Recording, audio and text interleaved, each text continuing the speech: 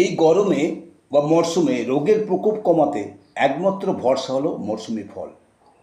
Biryani, fast food, junk food, spicy food, hawker food, preservative food বা packet food নয় কিন্তু।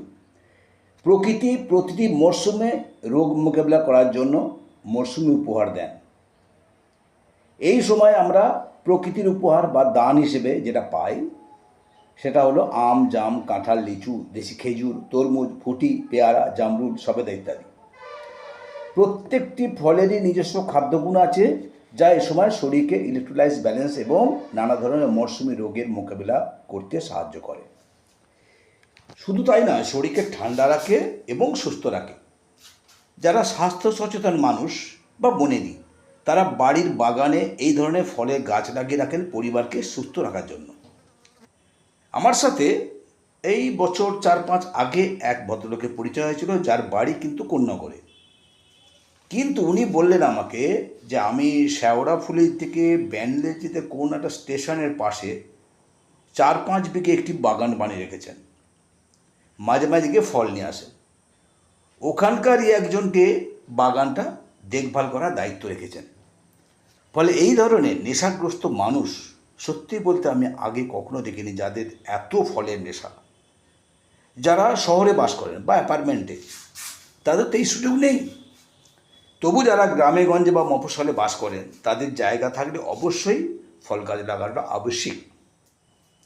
যারা বাগান করার যাদের কোনো উপায় নেই, তাদের অবশ্য সাধ্যমতো রোটেশনালি ফল কিনে খাওয়া ছাড়াও কোনো উপায় নেই রোগের প্রকোপ থেকে নিজেদের পরিবারকে সুস্থ রাখতে। শহরের বাইরে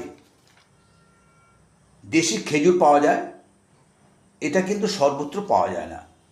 আমি বাজার থেকে আনি, আজও এনেছি। আমরা জানি মরশুমি ফল কতটা জরুরি বা ফিডব্যাক কী। তাই বাজারে গিয়ে মাছ মাংস কেনার আগে মরশুমি ফল ও মরশুমি সবজি কিনি। সবজি ছাড়াও মরশুমি ফলের গুরুত্ব যে কতটা, যারা কেনে তারা জানে। সারা জীবন সুস্থ থাকার মহৌষধ হলো মরশুমি ফল। এটা যারা জানে তারা নিয়মিত কেনে। ডাব, কলা, শশা তো 12 মাসই খাই, আমরা পাওয়া যায় এটা।